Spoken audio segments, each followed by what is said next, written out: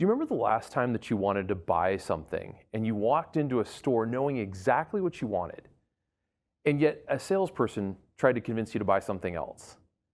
You remember how frustrated you were when that happened? That happened to me recently. I walked into actually a car dealership and I knew exactly what car I wanted, but of course they didn't have that on the lot. So what do you think that salesperson did? Of course they tried to sell me what they had. Now you contrast that with what happens when you walk into a doctor's office.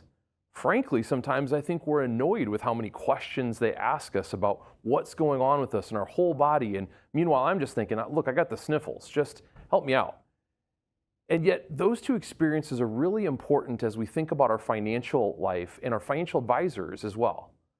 On one hand, you have a salesperson that leads with a product. And on the other hand, you have a doctor that really leads with trying to understand the whole person. That's the difference in our financial journey as well, too. When we work with a financial professional who's a fiduciary, their number one objective is to get to know us as a person. What are our goals? What are our objectives? What are our experiences? What, if any, risk do we want to take? That's the thing that they lead with. Versus a salesperson, it's a product. And so I'd go so far to say is if you're encountering a financial professional and in the first 1 or 2 or even 3 times that you talk, they're leading with explaining the features and benefits of some product that they think is amazing, that might be the sign that you might be with a salesperson. Now, don't get me wrong, that product they might be describing might be amazing.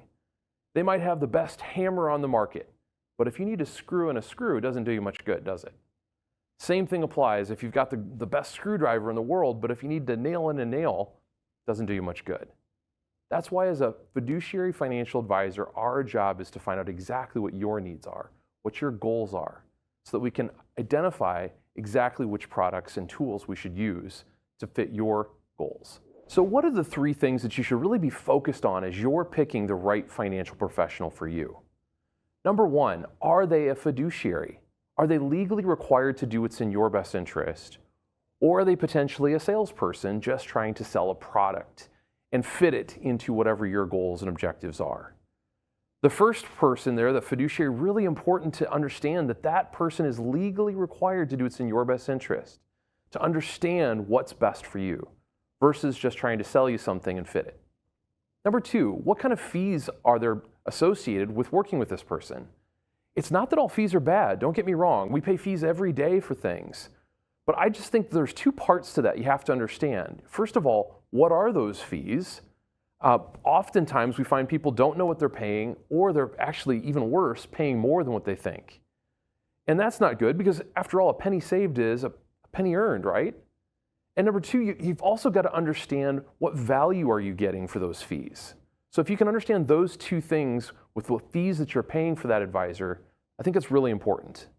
And then third, there's got to be a fiduciary process in place to really get to know you, to understand your unique goals and strategies, experiences, your tolerance for risk. I say it all the time, it's my favorite part about my job. Every single person that walks in the door is unique. And so that process should be about uncovering your unique goals and strategies, and all the things that we want to do to help reach those will come after that. So I think if you can ask those 3 questions, you can find the right financial professional that really can help you to achieve all the goals that you have for your retirement.